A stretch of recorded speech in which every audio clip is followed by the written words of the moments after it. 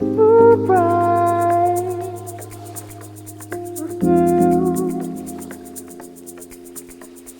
விரிவான அலசலுக்கு உங்களை அன்போடு வரவேற்கிறேன்.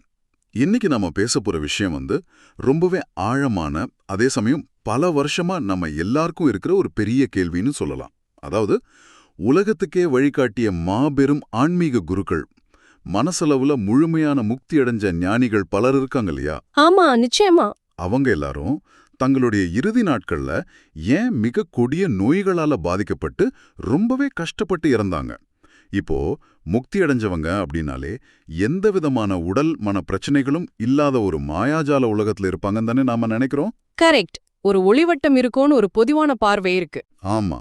அப்படி இருக்கும்போது மனசோட உச்சக்கட்ட விடுதலையான முக்திக்கும் நம்ம உடம்போட செல்களுக்கும், அதாவது பௌதீக உடம்போட ஆரோக்கியத்துக்கும் என்ன சம்பந்தம்? இது ஒரு மிகப்பெரிய முரண்பாடா உங்களுக்கு தோணலையா? கண்டிப்பா தோணும். ஏன்னா முக்தி அப்படின்னாலே அவங்க நோய்க்கோ இல்ல இயற்கையோட விதிகளுக்கோ அப்பாற்பட்டவங்க அப்படின்ற ஒரு கற்பனையான பார்வை நம்ம கிட்ட பல காலமா இருக்கு. ஆனா இத நாம அறிவியல் பூர்வமா, குறிப்பா உடலியல் அறிவியல் அடிப்படையில அணுகும்போது பல திடுக்கிடும் உண்மைகள் வெளியே வருது. ஓகே. இதுல நாம கவனிக்க வேண்டிய மிக முக்கியமான விஷயம் என்னன்னா, மனசோட முக்திக்கும் பௌதீக உடம்போட முக்திக்கும் உள்ள அந்த பெரிய வித்தியாசம்தான். இது புரியாம தான் நாம பல வரலாற்று உண்மைகளை அப்படியே கடந்து போயிடுறோம். ஓ, அப்போ இதை நாம கொஞ்சம் மாத்தி யோசிக்கணும். அதாவது, இன்றைய நவீன மொழியில சொல்லணும்னா, மனசோட முக்தியை ஒரு சாஃப்ட்வேர் அப்டேட்டாவும், நம்ம பௌதீக உடம்ப ஒரு ஹார்ட்வேராவும் நம்ம பிரிச்சு பார்க்கலாமா? வாவ், மிக சரியான ஒப்பீடு. இது நல்லா இருக்கு. இப்போ உதாரணத்துக்கு, பல வருஷமா சுத்தம் செய்யப்படாத, உள்ள நிறைய குப்பைகள் இருக்கிற ஒரு பழைய கம்ப்யூட்டர் ஹார்ட்வேர்ல உலகத்திலே மிக நவீனமான ஒரு சூப்பர் சாஃப்ட்வேர் இன்ஸ்டால் பண்ணா என்ன ஆகுமோ அது போலவா இது? 100க்கு 100 உண்மை. இந்த சாஃப்ட்வேர் மற்றும் ஹார்ட்வேர் உதாரணத்தை வச்சுக்கிட்டே நாம இந்த முழு விஷயத்தையும் ரொம்ப எளிதா புரிஞ்சுக்க முடியும். இப்போ பாத்தீங்கன்னா, ஆன்மீக களத்துல இத ஜீவன் முக்தி மற்றும் விதேக முக்தி அப்படின்னு 2 நிலைகளா பிரிக்கிறாங்க. ஜீவன் முக்தி, விதேக முக்தி. ரைட். ஆமா. நம்ம ஆதாரங்கள்ல பாத்தீங்கன்னா, ரமண மகரிஷி, ஓஷோ, ராமகிருஷ்ண பரமஹம்சர் மாதிரியான மாபெரும் ஆளுமைகளோட உடல்நிலை பத்தின தகவல்கள் ரொம்ப தெளிவாவே பதிவு செய்யப்பட்டிருக்கு. இந்த மாமனிதர்கள் அடைஞ்சதுதான் இந்த ஜீவன் முக்தி. அப்படின்னா வாழும்போதே கிடைக்கிற முக்தியா அது? கரெக்ட். அவங்க வாழும்போதே மனசளவுல முழுமையான விடுதலையா அடைஞ்சிட்டாங்க. எந்த ஆசையும் இல்ல, எந்த பயமும் இல்ல. அவங்க மனம் ஒட்டுமொத்த பிரபஞ்சத்தோட முழுமையா இணைஞ்சிடுச்சு. நீங்க சொன்னீங்க இல்லையா அந்த சூப்பர் சாஃப்ட்வேர். ஆமா, அந்த சாஃப்ட்வேர் அவங்களுக்கு சக்சஸ்ஃபுல்லா இன்ஸ்டால் ஆயிடுச்சு. எக்ஸாக்ட்லி. அது சூப்பரா இன்ஸ்டால் ஆயிடுச்சு. ஆனா அந்த ஹார்ட்வேர், அதாவது அவங்களுடைய ரத்தமும் சதையுமான இந்த உடம்பு, அந்த புது சாஃப்ட்வேரை தாங்கிக்கிற அளவுக்கு அப்டேட் செய்யப்படல, அப்படிதானே? அதுதான் நிதர்சனமான உண்மை. அவங்க மனசோட மாயைகளை முழுமையா வென்றாங்க. ஆனா பௌதீக உடம்போட இயற்கை விதிகளை அவங்க வெல்லல. ஓ, அதாவது உடம்ப அவங்க பெருசா கண்டுக்கல. ஆமா. நம்ம உடம்புல இருக்கிற செரிமான கழிவுகளையும் சளியையும் நீக்காம இந்த உடம்ப காப்பாற்றவே முடியாது அப்படிங்கிற ஒரு ஆழமான உடலியல் அறிவியலை அவங்க தங்களோட ஆன்மீக பயிற்சி முறையில முழுமையா இணைச்சுக்கல. அதனால என்ன ஆச்சு? இதோட விளைவு என்னன்னா, உடலியல் ரீதியா அவங்க இயற்கை கிட்ட தோத்து போனாங்க. கடுமையான நோயை அனுபவிச்சு கடைசியில இந்த உடம்ப கழட்டி எரிஞ்சிட்டு போற விதேக முக்தி நிலையதான் அவங்க அடைஞ்சாங்க. இத கேட்கிறப்போ ஒரு விதமான அதிர்ச்சியாவும் ஆச்சரியமாவும் இருக்கு. இப்போ ரமண மகரிஷியோட இறுதி நாட்களை பத்தின பதிவுகள் எடுத்துக்கிட்டோம்னா, அவருக்கு இடது கையில சர்க்கோமா அப்படின்னு சொல்லப்படுற மிக கடுமையான புற்றுநோய் வந்திருக்கு. இங்க நாம ஆச்சரியப்பட வேண்டிய விஷயம் என்னன்னா, அந்த அதீத வழியா அவர் வெறும் ஒரு சாட்சியா மட்டுமே பார்த்தாரு அப்படின்னு சொல்றாங்க. உண்மைதான்.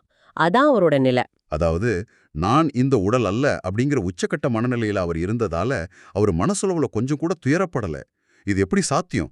உடம்பு அப்படியே அழுகிக்கிட்டு இருக்கும்போது ஒருத்தரால எப்படி அவ்வளோ அமைதியா இருக்க முடியும்? அதுதான் அந்த சாஃப்ட்வேர் அப்டேட்டோட உச்சக்கட்ட சக்தி. இப்போ அவங்க நரம்பு மண்டலம் வலிய மூளைக்கு கடத்துது, உடம்பு துடிக்குது. ஆனா அந்த வலிய உணர்ற நான் அப்படிங்கிற அகங்காரம் அங்க இல்ல. ஓ, சோ வலி இருக்கு, ஆனா வலிக்கிறது நான் இல்ல. கரெக்ட். அவங்க அந்த வலிய தங்களுக்கு வெளியே நடக்கிற ஒரு சம்பவமா, ஒரு படத்தை தியேட்டர்ல உட்காந்து பாக்குற மாதிரி பார்த்தாங்க. இதே போலதான் நம்ம ஓஷோவையும் சொல்லலாம். ஓஷோவுக்கும் நிறைய உடல் உபாதைகள் இருந்துச்சுன்னு படிச்சிருக்கேன். ஆமா, அவருக்கு நீரிழிவு நோய், ஆஸ்துமா, கடுமையான முதுகுவலின்னு பல உடல் உபாதைகள் இருந்துச்சு. ராமகிருஷ்ண பரமஹம்சருக்கு தொண்டை புற்றுநோய் வந்துச்சு. தண்ணி கூட குடிக்க முடியாத அளவுக்கு தொண்டை அடைச்சிக்கிச்சுன்னு சொல்றாங்க. ஆமா, அந்த அளவுக்கு கஷ்டம். ஆனா அவர் முகத்துல அந்த தெய்வீக சிரிப்பு மறையவே இல்லை. இந்த விரிவான அலசலை கேட்டுட்டு இருக்கிறவங்களுக்கு தோணலாம், என்னடா இது, இந்த மாபெரும் மனிதர்கள் மனசளவுல துயரப்படல அப்படின்னாலும் இவ்வளவு உயர்ந்த விழிப்புணர்வு நிலையில இருந்து அவங்களுக்கு தங்களோட உடம்ப இந்த இயற்கை விதிகள்ல இருந்து எப்படி தப்ப வைக்கிறதுங்கிற அடிப்படை அறிவியல் ஏன் புரியல அப்படின்னு. அது ரொம்ப நியாயமான ஒரு கேள்விதான். இது வெறுமனே இயற்கையோட இயல்பான செயல்முறைதானா? எல்லாரும் வயசானா நோய் வந்து சாகுற மாதிரி மகானா இருந்தாலும் தப்ப முடியாதுங்கிற சாதாரண விஷயமா? இல்ல இதுக்கு பின்னாடி வேற ஏதாச்சும் ஆழமான உடலியல் காரணம் இருக்கா? கிடையாது. இதுக்கு பின்னால ரொம்ப நுட்பமான ஒரு உடலியல் அறிவியல் இருக்கு. ஓ, என்ன அறிவியல் அது? அவங்க சாதாரணமா நோய்வாய்ப்படல. அவங்க ஈர்த்த மாபெரும் சக்தி தான் அவங்களோட உடம்ப சிதைச்சது அப்படின்னு தான் சொல்லணும். கொஞ்சம் பொறுங்க, இங்க நான் ஒரு மாற்று கருத்தை முன்வைக்க விரும்புறேன். அதாவது வேதாந்தம் அல்லது யோக மார்க்கத்துல சொல்லப்படுற ஒரு அடிப்படையான விஷயமே இதுதானே. எந்த விஷயம்? உடம்புங்கிறது ஒரு மாயை. இது ஒரு தற்காலிகமான வாடகை வீடு. வீடு பழையதானா அதை காலி பண்ணிட்டு போக வேண்டியதுதான் அப்படின்னு பலகாலமா சொல்லிட்டு வராங்க. நான் உடல் அல்ல, நான் ஆன்மா அப்படின்றதுதானே அவங்களோட உச்சக்கட்ட தத்துவம். ஆமா, தத்துவார்த்த ரீதியா அது உண்மைதான். அப்படி இருக்கும்போது அந்த வாடகை வீட்டை பத்தி கவலைப்பட வேண்டிய அவசியம் என்ன இருக்கு? எப்படியும் காலி பண்ண போறோம்னா அந்த வீட்டை புதுப்பிக்கிறதுல ஏன் நேரம் செலவிடணும்? அவங்க உடம்ப அலட்சியப்படுத்தினது ஒரு வகையில சரியானது தானே. நீங்க கேக்குறது மிக நியாயமான கேள்வி. பல நூற்றாண்டுகளா போதிக்கப்பட்ட தத்துவமும் அதுதான். அந்த வாடகை வீடு தத்துவம் தத்துவ ரீதியா சரியா இருக்கலாம். ஆனா அறிவியல் பூர்வமா பாத்தீங்கன்னா அந்த வாடகை வீட்ல நீங்க சாதாரணமான ஒரு வாழ்க்கைய வாழல. ஓ, வேற என்ன நடக்குதுங்க? தியானம், மூச்சு பயிற்சி மூலமா ஒருத்தர் மிக ஆழமான நிலைக்கு போகும்போது அவங்க அபரிமிதமான பிரபஞ்ச ஆற்றலை தங்களோட உடம்புக்குள்ள ஈர்க்கறாங்க.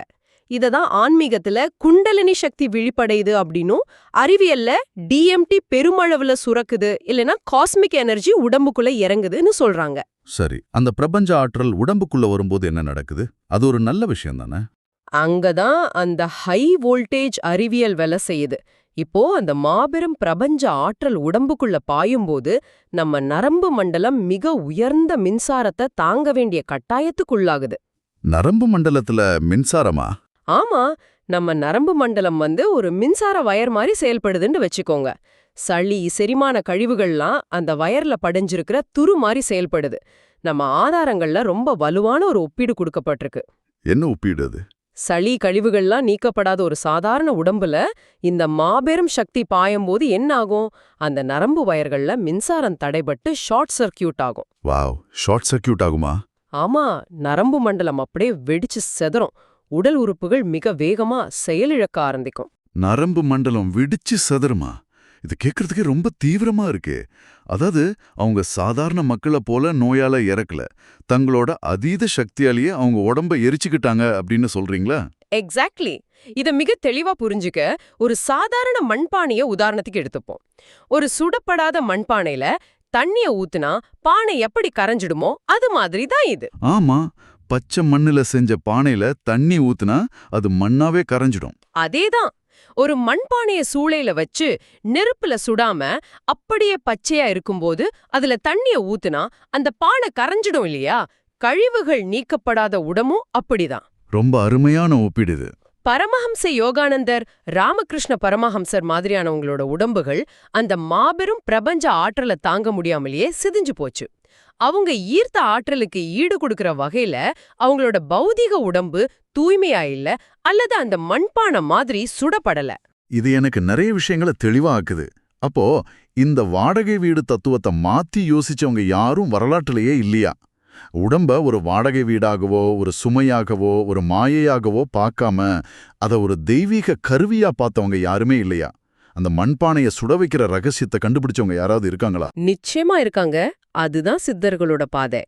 திருமூலர், வள்ளலார், அப்புறம் மேலை நாட்டை சேர்ந்த அர்னால்டு எரட் மாதிரியானவங்க முற்றிலும் மாறுபட்ட ஒரு பாதையை பின்பற்றினாங்க.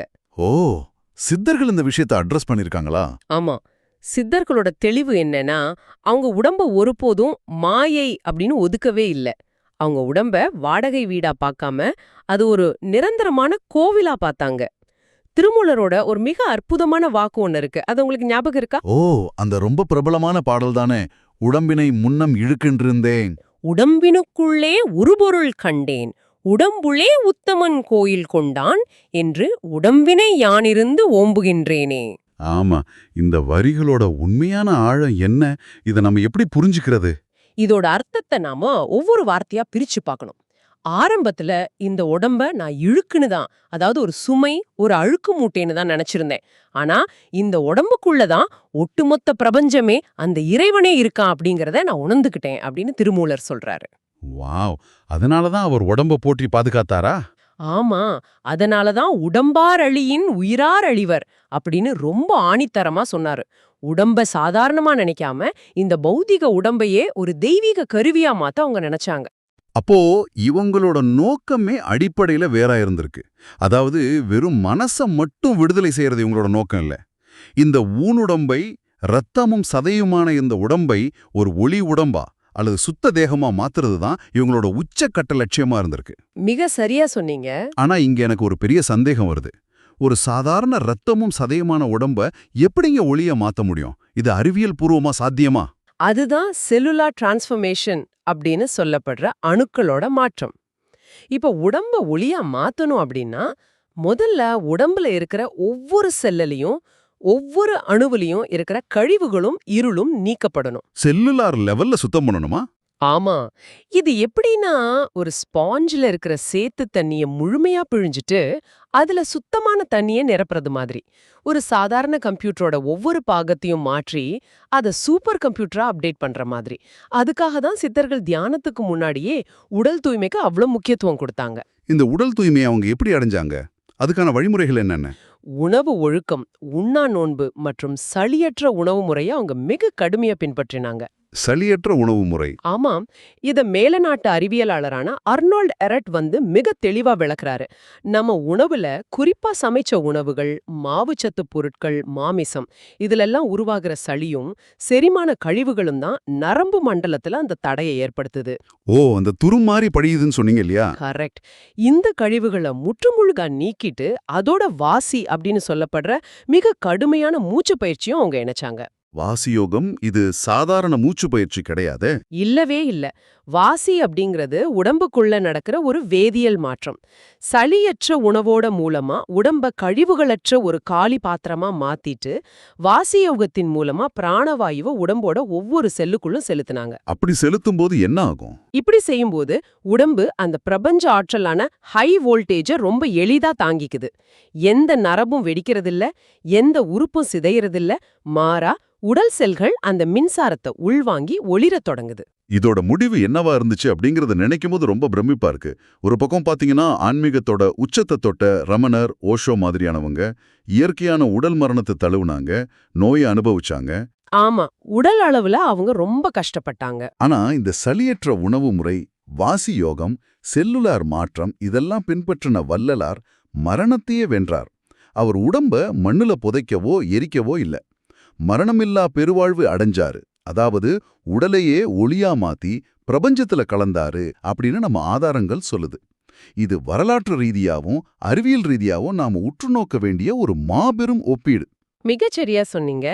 இது ஆன்மீக வரலாற்றுல மட்டும் இல்ல, மனித பரிணாம வளர்ச்சியிலேயே நம்ம கவனிக்க வேண்டிய மிக முக்கியமான புள்ளி. வெறும் மனச மட்டும் வளர்க்கறதா இல்ல உடம்பையும் சேர்த்து வளர்க்கறதா அப்படிங்கிற கேள்விக்கான விடைதான் இது. இத நாம எப்படி புரிஞ்சுக்கிறது? இந்த ரெண்டு மார்க்கங்களுக்கும் உள்ள வித்தியாசத்தை நாம எப்படி வரையறுக்கலாம்? இத நம்ம ரொம்ப தெளிவா எந்த விதமான சார்பு நிலையும் இல்லாம புரிஞ்சுக்கணும். இந்த ரெண்டு தரப்பினருமே மறுபிறவி அப்படிங்கிற சுழற்சியிலிருந்து முழுமையா விடுபட்டவங்க தான். அதுல எந்த சந்தேகமும் இல்ல. ஓகே, ஆன்மீக ரீதியா இருவருமே பிறவி பெருங்கடலை கடந்தவங்க. பகுதி பரிபூரண நிலை, இன்னொன்னு முழுமையான பரிபூரண நிலை. சரியா? மிக சரி. இப்போ ரமணர், ஓஷோ, யோகானந்தர் இவங்கெல்லாம் அடைஞ்சது பகுதி பரிபூர்ண நிலை, அதாவது அரை பரிபூர்ணம். அவங்க தங்களோட ஆன்மாவை உடம்புல இருந்து வெற்றிகரமா விடுவிச்சுக்கிட்டாங்க. ஆனா உடம்ப விட்டுட்டாங்க. ஆமா, இயற்கை எண்ணெய் கொடுத்த இந்த உடம்ப அத சரியா பராமரிக்காததால நோய்களுக்கும் அழுகளுக்கும் இரையாக்கி மண்ணுல விட்டுட்டு போயிட்டாங்க. அவங்க மனம் பிரபஞ்சமா விரிவடைஞ்சது, ஆனா உடம்பு மண்ணுக்கு இரையாச்சு. இது ஆன்ம முக்தி தான், ஆனா இது பகுதி பரிபூர்ணம் மட்டுமே. அப்போ முழுமையான பரிபூர்ண நிலை அப்படிங்கிறது திருமூலல் வள்ளலார் மார்க்கம். இத நாம சம்பூர்ண சித்தி அப்படின்னு சொல்லலாமா? கண்டிப்பா சொல்லலாம். இவங்க ஆன்மாவை மட்டுமில்லாம பௌதீக உடம்போட ஒவ்வொரு அணுவையும் உணவாலும் மூச்சாலும் தூய்மைப்படுத்தி இந்த உடம்ப நோய்களுக்கோ கிருமிகளுக்கோ மரணத்துக்கோ இரையாக்கல, உடலையே ஒளியா மாத்தி பிரபஞ்சத்தோட கலந்தாங்க. இதுதான் முழுமையான முழுமை. கேக்குறதுக்கே ரொம்ப சிலிர்ப்பா இருக்கு. ஆமா, அவங்க சாஃப்ட்வேரையும் முழுமையா அப்டேட் பண்ணாங்க. அதே சமயம் அந்த மாபெரும் ஆற்றலை தாங்குற வகையில தங்களோட ஹார்ட்வேரையும் ரொம்ப சுத்தமா பலமா மாற்றி அமைச்சாங்க. இருமையிலையும் ஒருமைய அடைஞ்சாங்க. இதுதான் அந்த முழுமையான பரிபூரண நிலை. இப்போ இந்த விரிவான அலசல கேட்டுக்கிட்டு இருக்கிற உங்ககிட்ட வரேன். இத கேட்கும்போது உங்களுக்கு ஒருவேளை தோணலாம், நான்லாம் ஒளி உடம்படைகிற முயற்சியில இல்லப்பா, எனக்கு என் அன்றாட வாழ்க்கையும் என் ஆஃபீஸ் வேலையுமே பெரிய போராட்டமா இருக்கு, நான் ஏன் இதையெல்லாம் தெரிஞ்சுக்கணும் அப்படின்னு. ஆமா, நிறைய பேருக்கு இந்த கேள்வி வரலாம். ஆனா இதுல உங்களுக்கான மிக முக்கியமான பாடம் ஒன்னு ஒளிஞ்சிருக்கு. நீங்க மோட்டிவேஷனல் புக்ஸ் எல்லாம் படிச்சு உங்க மனசை எவ்வளவுதான் வலிமையாக்கினாலும், அடுத்தடுத்த இலக்குகளை நோக்கி உங்க சாஃப்ட்வேரை நீங்க அப்டேட் பண்ணிக்கிட்டே இருந்தாலும், உங்க ஹார்ட்வேரான இந்த உடம்ப சரியான உணவு அப்புறம் முறையான மூச்சு பயிற்சியால தூய்மையா வச்சுக்கலன்னா என்ன ஆகும்? உங்களால அந்த வெற்றியோட அழுத்தத்தையோ அந்த பெரிய ஆற்றலையும் முழுமையா தாங்க முடியாது அப்படிங்கிறது தான் இதிலிருந்து நாம கத்துக்க வேண்டிய பாடம். மிக சரியான ஒரு பார்வை இது. மன உறுதி மட்டும் இருந்தா போதும்னு நினைக்கிறது ரொம்ப தப்பு. பலவீனமான கழிவுகள் நிறைந்த ஒரு உடம்பால ஒரு சக்தி வாய்ந்த மனச நீண்ட காலத்துக்கு தாங்கி பிடிக்கவே முடியாது. கண்டிப்பா. உடல் தகுதியோ செல்லுலார் தூய்மையோ இல்லாம மனச மட்டும் வச்சுக்கிட்டு பெரிய வெற்றிகள் அடைஞ்சா அது அவங்களோட உடல் நலத்தையே அழிச்சிடும். அதனால இதை நீங்க சற்று ஆழமா யோசிச்சு பாருங்க. பிரபஞ்சத்தோட அத்தனை பெரிய சக்தியையும் உள்ளிழுக்க மிக அடிப்படையான உடல் தூய்மையும் சழியற்ற உணவு முறையும் தேவைப்படுது அப்படின்னா, இன்னைக்கு உங்க வாழ்க்கையில நீங்க அடைய துடிக்கிற அடுத்த கட்ட வெற்றிக்கு உங்க உடம்புல தேங்கி இருக்கிற எந்த சிறிய கழிவு தடையா இருக்கு? அது உங்க செரிமான கழிவா இருக்கலாம், இல்ல மனக்கழிவா கூட இருக்கலாம். ஆமா, உங்க உணவா அல்லது மூச்சு பயிற்சியின்மையா? எல்லாத்துக்கும் மேல உங்க உடம்ப நீங்க எப்படி பார்க்க போறீங்க? பல நூற்றாண்டுகளா சொல்லப்பட்டு வர வெறும் ஒரு வாடகை வீடா பார்த்து எப்போ வேணாலும் இதை விட்டுட்டு போகலான்னு அலட்சியப்படுத்த போறீங்களா? இல்ல உங்க இலக்குகளை அடைய பிரபஞ்ச ஆற்றலை உள்வாங்க போற ஒரு தெய்வீக கருவியா பார்த்து அதை பொக்கிஷமா பாதுகாக்க போறீங்களா? இந்த ஆழமான கேள்வியோட இன்றைய தேடலை நாம நிறைவு செய்வோம். உங்களோட ஹார்ட்வேரையும் சாஃப்ட்வேரையும் ஒரு சேர அப்டேட் பண்ணுங்க.